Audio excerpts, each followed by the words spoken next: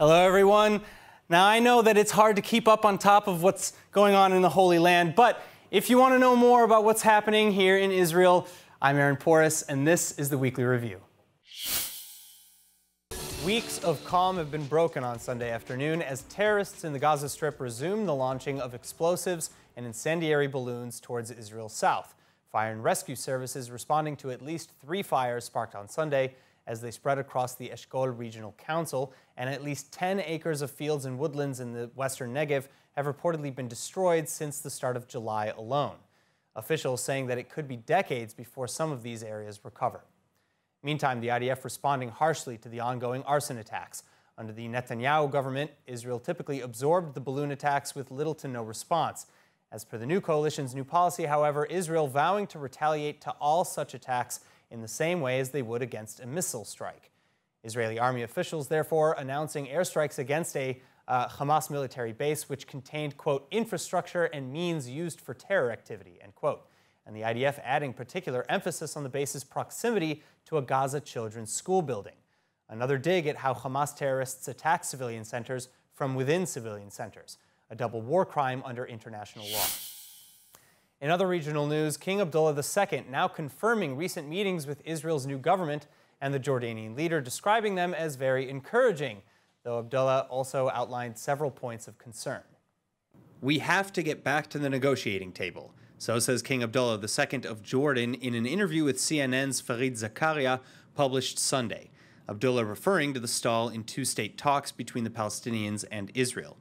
Abdullah also lamenting that he doesn't foresee any progress towards 2 states under the new Bennett-Lapid government in Israel, but following the recent conflict between Israel and Hamas and the new coalition swearing in, Abdullah is expressing how important it is to sit with both sides to, quote, reset the relationships and to try to move forwards, especially after Muslim-Jewish clashes reported in May during the war with Hamas, Abdullah calling them a civil war and a wake-up call for the region. Of course, the Israel-Palestinian conflict not the only topic in Abdullah's talks, including with both Prime Minister Bennett and Defense Minister Gantz. Among the other issues, Amman asking for a dramatic increase in water from Israel to combat a growing drought. And security coordinations regarding Iran are likely to be increased.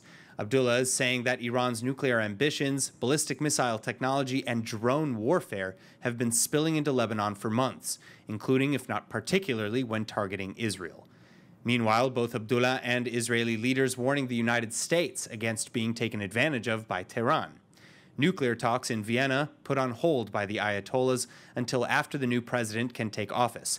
But Amman and Jerusalem alleging that Iran is abusing the limbo in talks to advance other initiatives, like Iran's nuclear breakout capabilities and efforts to subvert U.S. sanctions. Israeli Defense Minister Gantz and Foreign Minister Lapid issuing a, quote, unusual warning to the Biden administration that Iran is closer than ever to nuclear weapons. And this as Iran inaugurates a massive new onshore oil pipeline that allows it to bypass the Strait of Hormuz, a choke point for the global oil trade that is regularly threatened. اتکاء به تک اسکله رو از بین بردیم و بعد نیازمندی به خلیج فارس هم در صادرات نفت رو از بین بردیم. یعنی دولت ایران در هر زمانی قادر نفت خودش رو از دریای عمان صادر بکنه و این مهمه. برای اولین بار ما همیشه نفتمون رو از خلیج فارس صادر می‌کردیم. In other news, ultra-Orthodox or Haredi lawmakers are up in arms this week. The Knesset is advancing a number of supposed challenges to rabbinical authority in Israel. First, the Knesset is passing a bill through the first of 3 readings after accidentally killing the bill 2 weeks ago. Knesset Speaker Miki Levy hitting the wrong button on the final vote, sending it back through the system. But anyway, if adopted, the bill would reform rabbinical judge appointments by expanding the appointments panel to include more government representatives and women. Backers say the bill would boost the standing of the rabbinical courts, while critics call it a shameful precedent and a war against Judaism and religion meant only to secure jobs for coalition officials. Meanwhile, Religious Affairs Minister Matan Kahana advancing his new kosher certification plan, which would allow private kosher agencies to provide services and ensure kosher standards under a rabbinate monitoring body.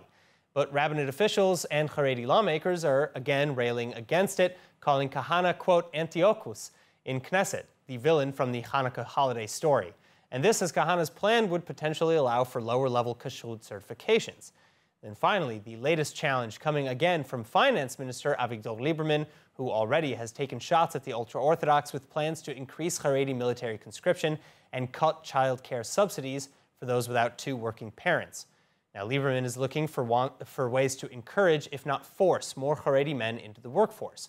But Haredi party leaders, as well as Haredi workforce advocates, are fighting back against this measure, saying that it could actually backfire, as most Haredi men lack the proper training for competitive wage jobs. Further, the emphasis on employing men could force Haredi women out of the market. Israeli lawmakers on Tuesday again advancing a rabbinical court reform bill in its second Knesset reading.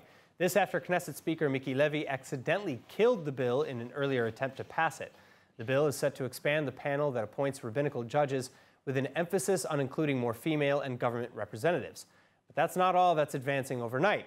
The Bennett-Lapid government finally providing long-awaited budget proposals with sweeping reforms across the board. For over an unprecedented 3.5 years, Israel's been without an official national budget. The absence felt throughout nearly every part of the country, but the delay may be finally coming to an end with the advancement of the latest Arrangements Law, a bill that outlines policy and structural reforms alongside a second, drier bill calculating projected incomes and expenditures, together the two forming the national budget. Aside from increasing the 2022 defense budget to some $17.8 billion, though, this year's Arrangements Law, arguably one of the most complicated and longest ever drafted, also including a number of major and controversial reforms. First, the dissolving of the rabbinate's monopoly on kosher certifications and enforcement, the current system being rife with petty corruption and high consumer costs. Under the new system, independent groups under the rabbinate supervision would provide competitively rated certification services on a more local and personalized level. Second, agricultural reform that would gradually adopt many European produce standards. It would also open Israeli markets to international competition and streamline the bureaucracy on both imports and exports within the agricultural sector. This, as large tax breaks and other incentives will be provided to encourage investment in local Israeli farming. Likewise, Israel's deliberately different and difficult import standards will be reformatted to comply more closely with American and European guidelines, again to streamline and encourage more international trade while driving costs to Israeli consumers way down. Many Israeli lobby groups, however, are terrified that Israeli businesses will be eliminated, arguing that these reforms will remove important protections and economic safeguards. Moving on now back to the Abraham Accords, the regional peace agreement between Israel, the United Arab Emirates, and Bahrain, expanding this week to new heights, with Israelis and Emiratis trading not just in business, but in organs. In the first ever organ exchange of this kind between Israel and an Arab state, 3 families, 2 in Israel and 1 in Abu Dhabi, receiving life-saving kidney transplants, the organs procured by the patient's loved ones who donated their own healthy parts to others in need. But with an odd number of recipients, the swap is less direct. Rather, it seems that a sort of game of musical organs was actually played, a swap that doctors call cross-couple transplantation.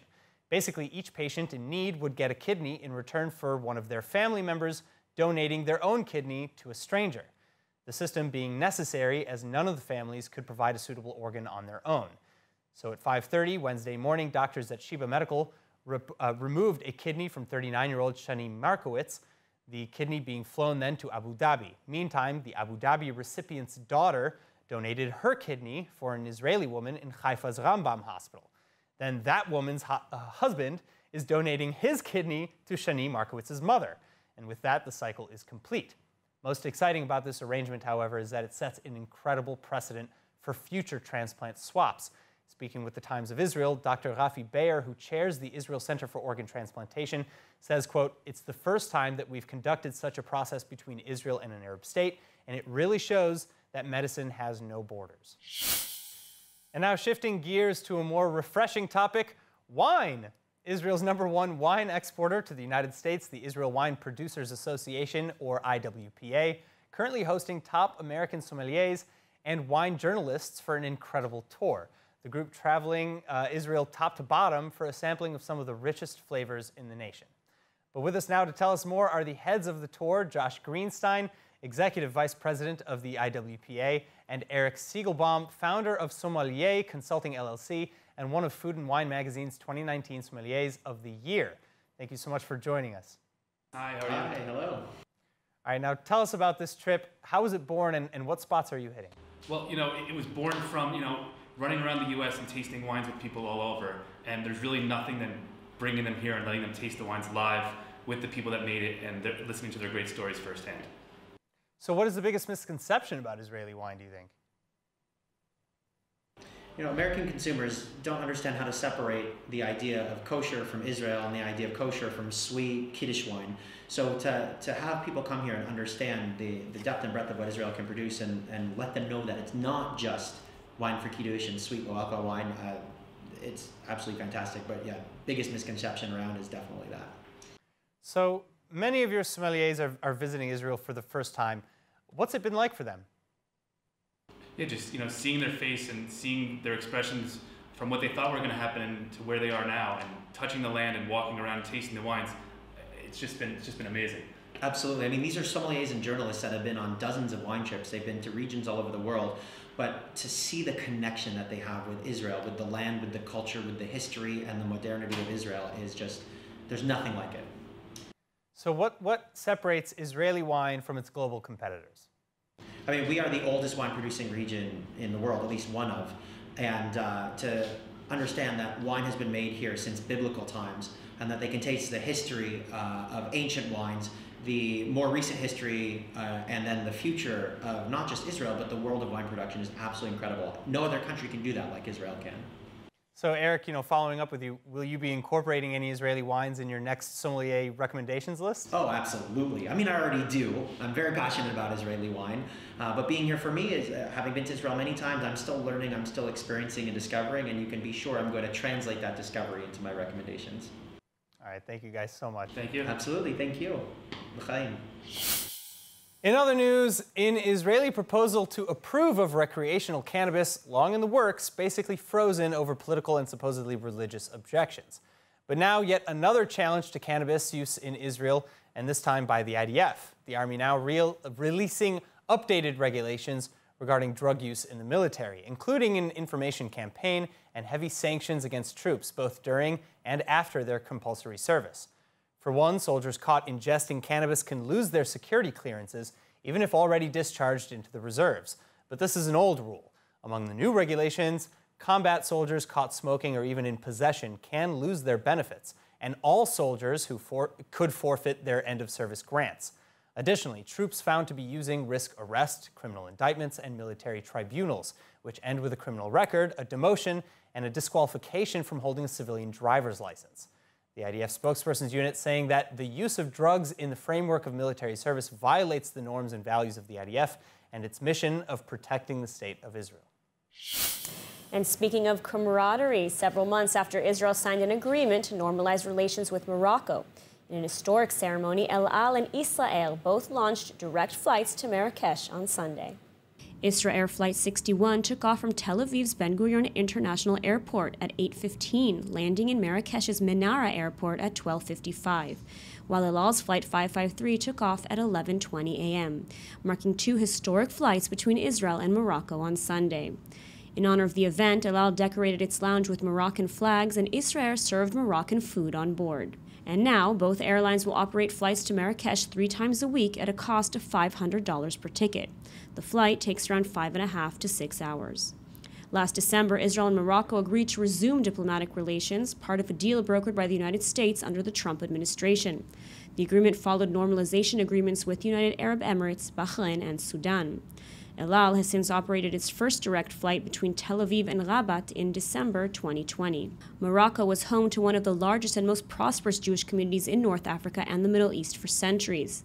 Though today, only about 3,000 Jews remain in Morocco, while hundreds of thousands of Israelis have some Moroccan ancestry. An adorable red-haired newborn welcomed into the world earlier this month. A rare Sumatran orangutan born to 12-year-old mother Tana and 11-year-old father Rachamim at the Ramat Gan Safari Zoo. And this is the first orangutan to be born at the zoo in over a decade. Delivered a baby girl, which still doesn't have a name. If you think of a name starting with the letter T, please let us know. We were very happy for this little girl.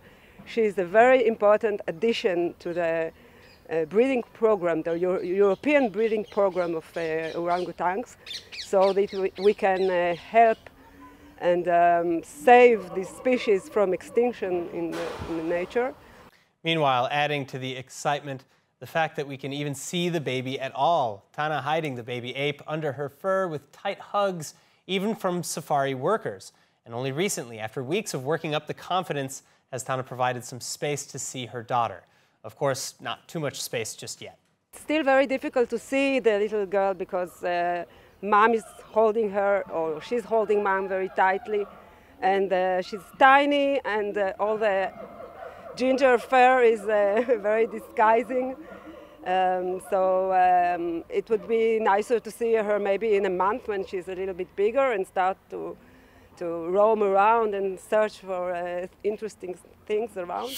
Now, last week, ILTV hosted CEO of KINETICANN, Ofer Segal, who told us about their innovative technology integrating cannabis into food. And so naturally, we had to go and check it out for ourselves. ILTV's Emmanuel Kadosh brings us all the details. Let's take a look.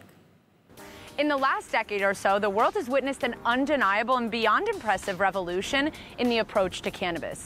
People all over the world have become well aware of the fact that this plant has a lot more to offer than just recreational purposes. More specifically, the food and beverage industries. They're looking at cannabis as the next big game changer, meaning that the Israeli tech company KINETICANN is already 10 steps ahead of the game. Now, KINETICANN developed a very unique technology how to incorporate basically oil-based molecules, specific cannabis molecules, with water, and to get an emulsion or a powder that will fit in any food product we want. Today, we can see foods and beverages with cannabis inside them at designated dispensaries. Yet, these are considered cannabis products and therefore not classified or regulated as foods. A major challenge for companies like KINETICANN has been to turn cannabis into a food ingredient that will ultimately meet the industry's standard requirements and regulations. So we're talking about two major challenges. One would be a technological challenge. As I mentioned before, how do you get to something that is stable and works properly? And the second would be how to fit it into a food and beverage industry, regulatory-wise and standard-wise. Many people think that combining the cannabis field with foods and beverages is as simple as sprinkling some on, but it's a much more complicated process than that. So we developed smart food ingredients that can optimize the use of cannabis within the product that we are aiming for. It's not as easy as sprinkling just cannabinoids on pizza, for that matter. Every type of food has a way to produce it. You need to understand the production. You need to understand the production line. You need to know when to put it in. You need to know how your emulsion, whether it's powder or liquid, will fit and will keep stable and will get the same result time after time. So there's a lot to it. We are focusing on a few parameters that are needed by them. So we are talking about consistency. We are talking about accurate dosing. We are talking about controlled release, which means when it's going to hit the bloodstream and how much time it's going to stay there. We are talking about harnessing the entourage effect. We are using different types of cannabinoids, terpenoids, and other herbal extract to get the best energetic effect. And we are talking about how much percentage of material we can have within each product. Amazing. And I know that we are going into the kitchen to learn a little bit about the technology and how exactly it works. Let's go. So tell me a little bit about what you're doing. I can see that it's a little chemical process going on here. Share with me. So as you probably know, cannabis extracts are by nature oil-soluble compounds. And if we want to make it more suitable for different applications and products, so we have to manipulate these extracts and make them oil-soluble, for example. So, for example, this is a material, a compound that we are producing. And another example that we have here, that we use in a reduced fat ice cream, a vegan ice cream, lychee. My favorite's pineapple, so I'm definitely gonna have to try that first. Go ahead. I have been hearing that this is the good stuff, that this ice cream is where it's at. And it is where it's at. I love this. You guys are obviously looking to become a major key player in the cannabis world when it comes to the food and beverage industries. So you guys are engaging in a crowdfunding, fundraising campaign. What exactly for? Yeah, so we finished our R&D. We got the ingredients ready, and we're in production. We get a lot of interest from many food and beverage companies that understand our abilities, that understand how we meet the market. And we are raising money in order to be there when the market hits ground and everybody will want to have food and beverages combined with cannabis.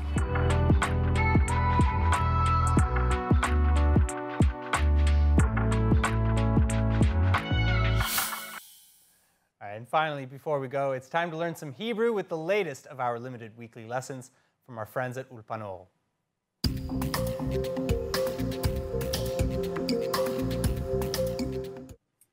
שלום, אני רוצה קפה, בבקשה.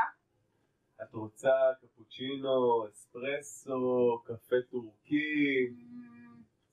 אני רוצה אמריקנו, בבקשה. אוקיי. עם חלב? לא, תודה. אבל עם הרבה סוכר.